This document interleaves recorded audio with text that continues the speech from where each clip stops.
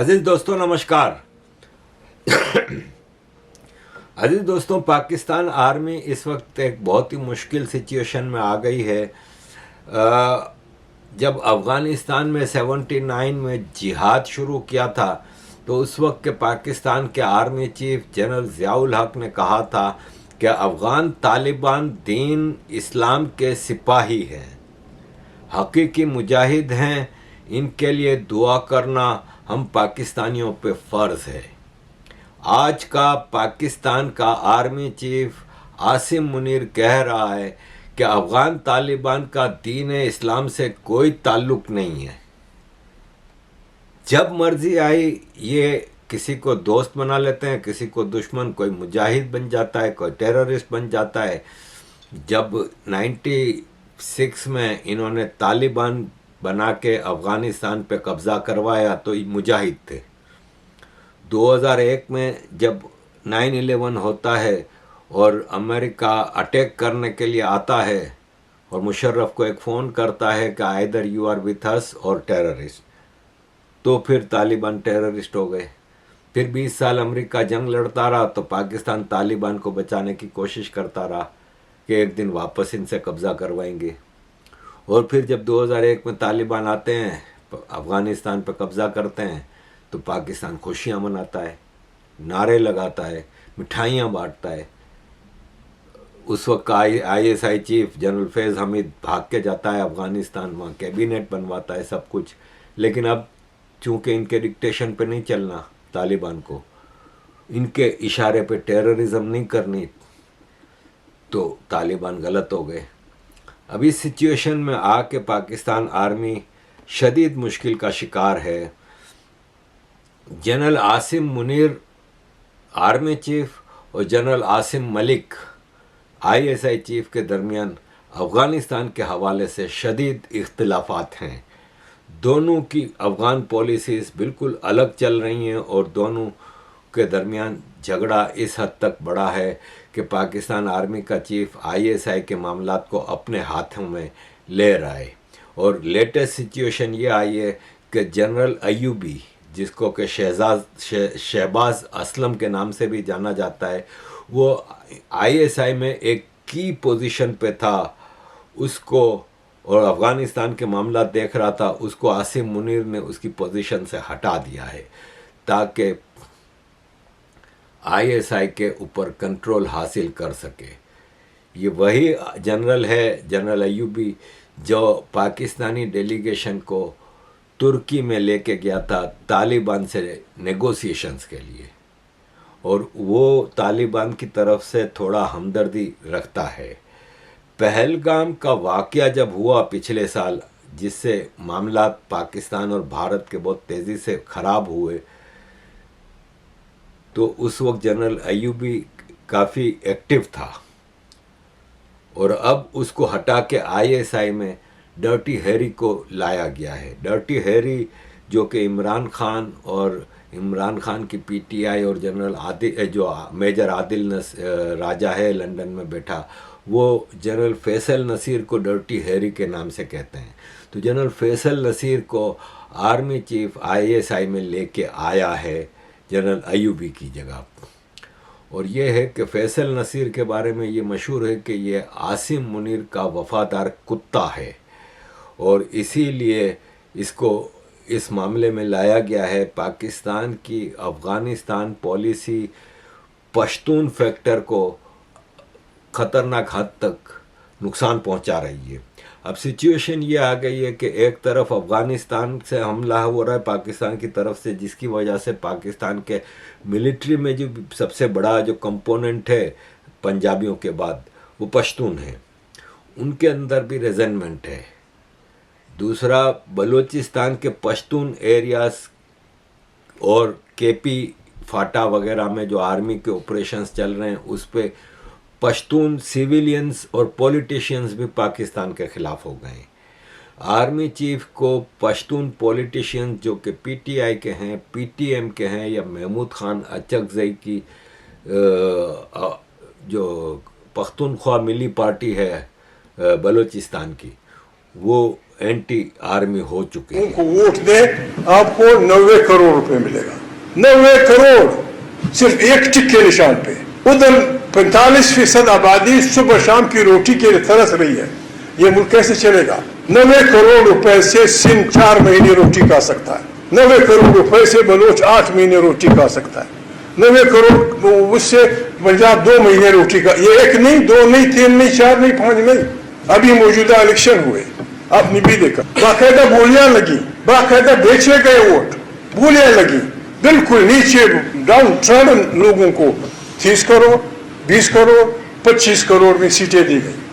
अब एक गरीब सिंधी आदमी पता नहीं वो कहाँ से 25 करोड़ लाएगा, या कोई बलोच या कोई पंजाबी कहाँ से 30 करोड़ रुपए लाएगा कि वो कौमी असम्बली की सीट खरीदेगा।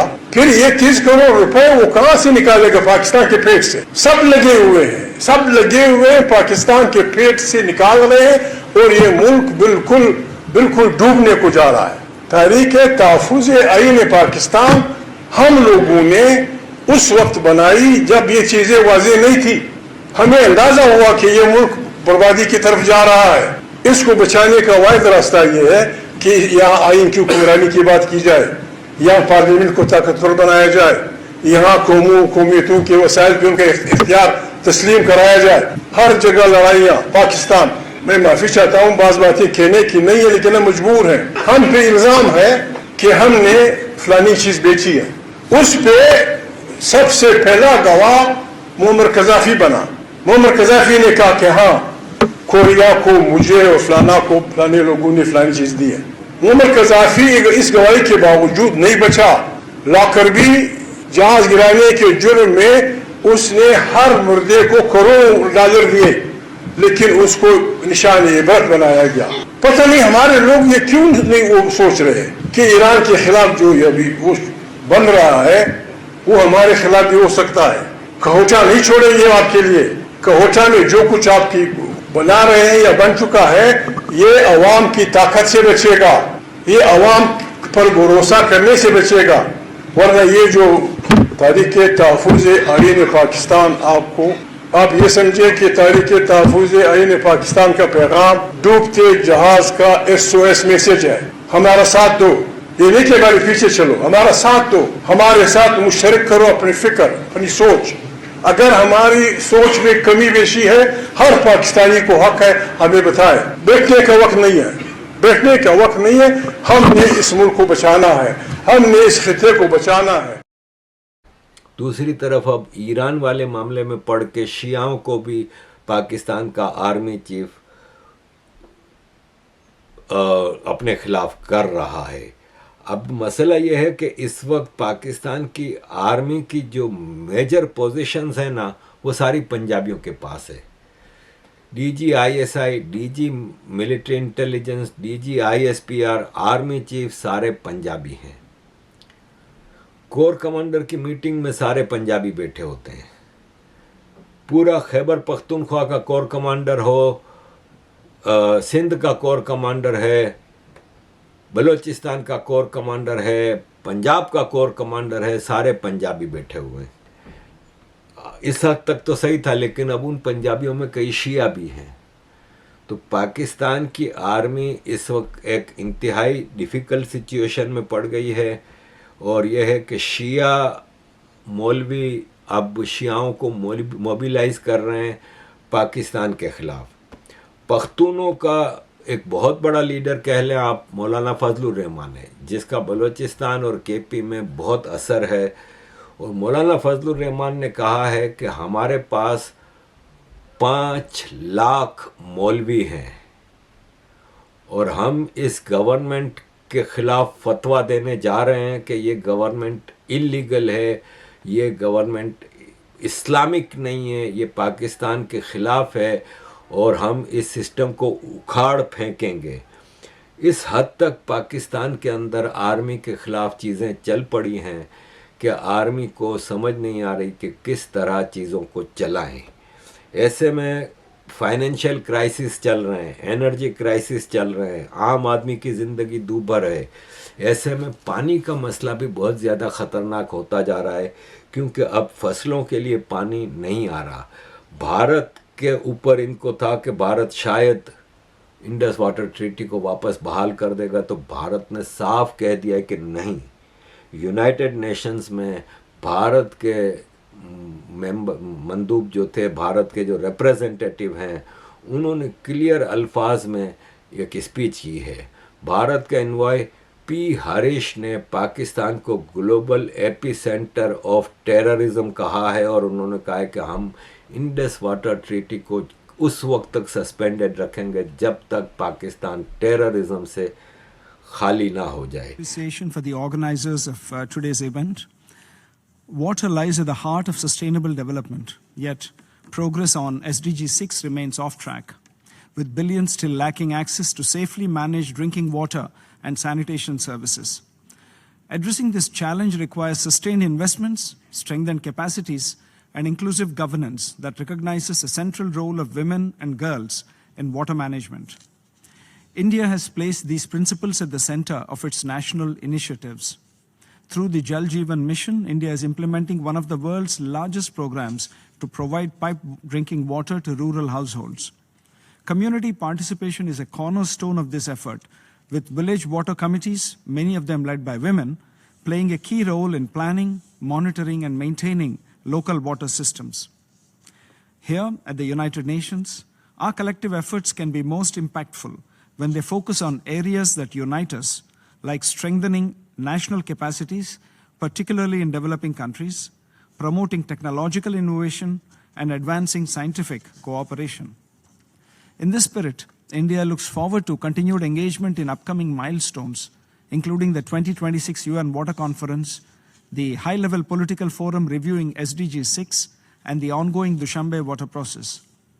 At the same time, we should remain mindful that water governance arrangements are effective when they reflect the specific contexts in which water resources are managed.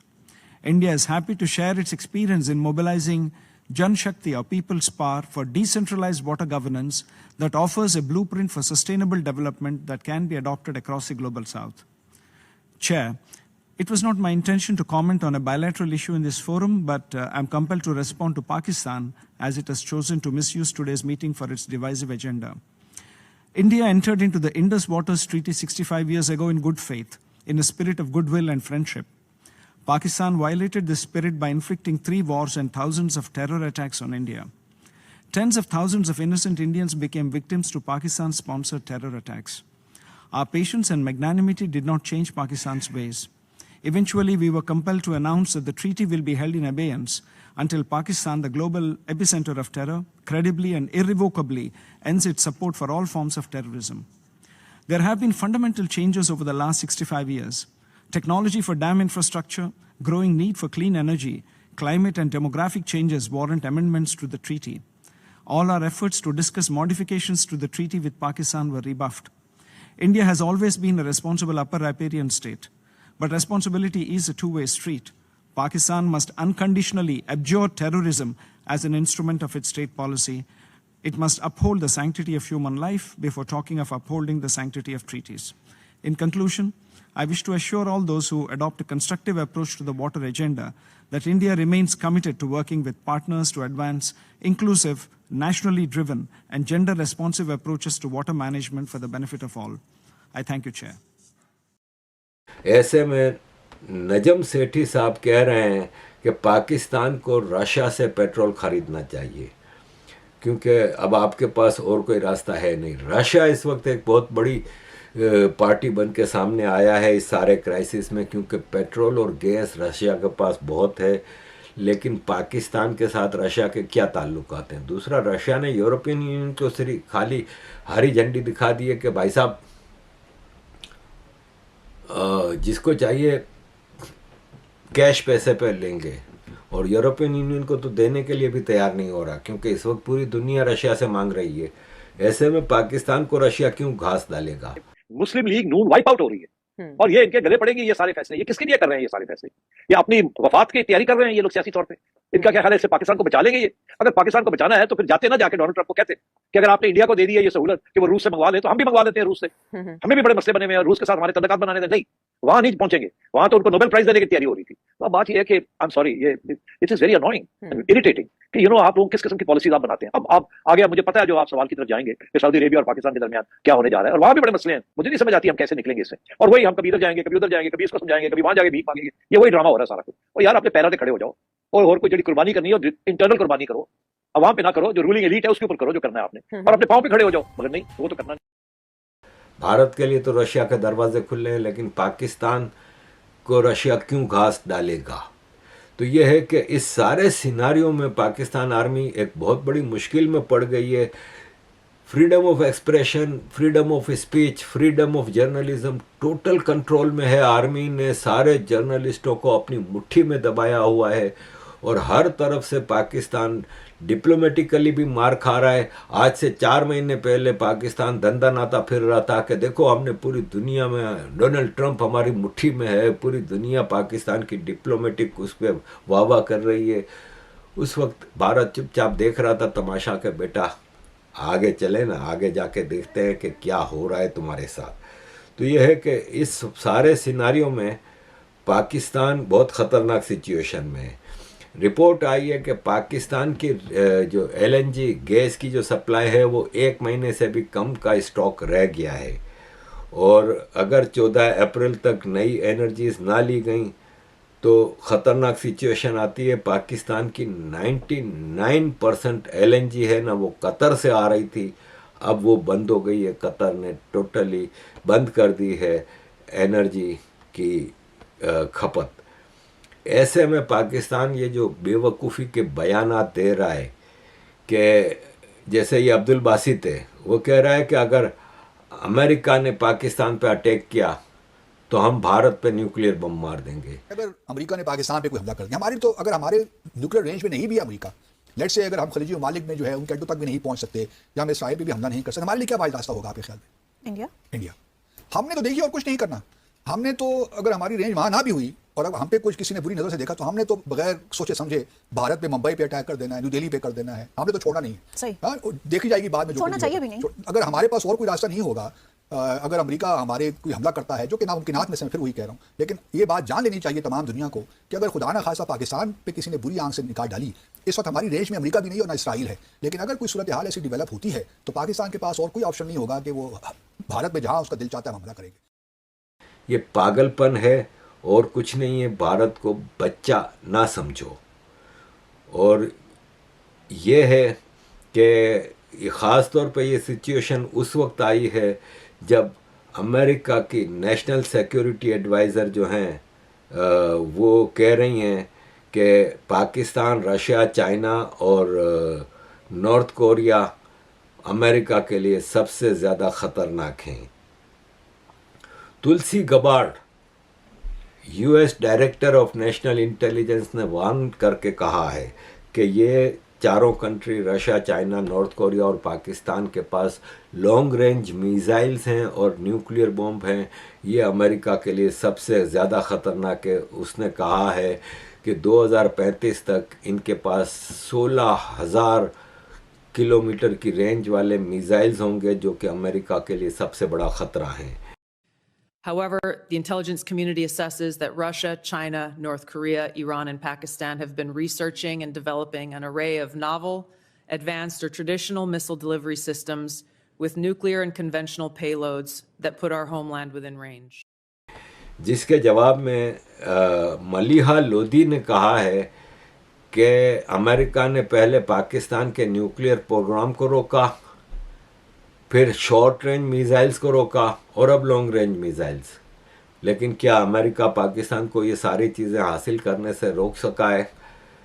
तो ये इनडायरेक्ट धमकियां दे रहे हैं, लेकिन इनकी हैसियत कुछ भी नहीं है, क्योंकि नजम सेठी साफ कहते हैं कि पाकिस्तान की कोई हैसियत ही नहीं है कि पाकिस्तान दुनिया को डिक्टेट कर सके किसी भी मामले में। पाकिस्तान की हैसियत इस वक्त 2% की है। नजम सेठी ने कहा है कि हम इस दुनिया में इस वक्त आइसोलेटेड हैं, अकेले हैं। शहबाज शरीफ और आसिम मुनीर हम लोगों को बेवकूफ़ बना रहे हैं कि फ़ॉरेन टूर पे जा रहे हैं और सब कुछ कर रहे हैं, लेकिन हासिल इनका कुछ नहीं है। تو عزیز دوستوں، پاکستان کی اس وقت جو سچویشن ہے بڑی بھیانک حد تک خطرناک ہے، اور لیٹ سی کہ آگے پاکستان کس حد تک چیزوں کو بچا سکتا ہے. تھینک یو ویری مچ عزیز دوستوں for all your support. Kindly keep ایک سپورٹ. ٹویٹ کہتی ہے کہ جی آپ نے پرائم منسٹر صاحب آپ نے 40 فورن ٹورز لیے آپ نے 40 ان 1 ایئر. تو مطلب ہے ہر ہفتے آپ باہر ہی ہوتے ہیں. مسئلے آپ کے پاکستان کے اندر ہیں اور آپ ڈپٹی پرائم منسٹر اور صاحب ادھر ادھر سارے باہر ہی پھرتے رہتے ہیں صاحب. تو کیا آپ نے اچیو کیا ہے ان آل دیز آنا جانا؟ کیا کوئی فارن انویسٹمنٹ بڑھ گئی ہے؟ کیا کچھ اور آپ کو بڑے فائدے ہو گئے ہیں؟ تو مطلب ہے اگر جانا ہی ہے تو ایک بندہ چلا جائے، 3 لوگ کوئی ادھر جا رہا ہے کوئی ادھر جا رہا ہے. کیا یہ بزی باڈیز اپنے طرف سے بن رہے ہیں؟ اس سے کیا ملا آپ کو؟ کسی نے یہ بھی لکھا ہے کہ جی اسی سال فورن ڈائریکٹ انویسٹمنٹ جو ہے وہ 40% کم ہو گئی ہے. اب بات یہ ہے کہ اور آپ جا رہے ہیں پتہ نہیں کیا کرنے جا رہے ہیں. تو اب بات یہ ہے کہ یس کچھ فارن پالیسی کے ریکوائرمنٹس ہوتی ہیں، جانا چاہیے، مگر یہ جو بزی باڈیز آپ بنے ہوئے ہیں نا، یہ it is not going down well with the public, because ہاتھ میں آپ کچھ نہیں لے کے آتے. کیا لائے ہیں آپ جس کے ساتھ عوام کے لیے کچھ سہولت ہوئی ہو؟ کیا کوئی ایسی ایڈ آ رہی ہے آپ کے پاس جو کہ عوام کو جا کے ملے گی؟ نہیں. تو کیا مل رہا ہے آپ کو؟ Coming and going. کیا آپ کی تو حیثیت ہی نہیں ہے کہ آپ کی کوئی بات سنیں، because you are not an economic power. You don't have any cards in your hand.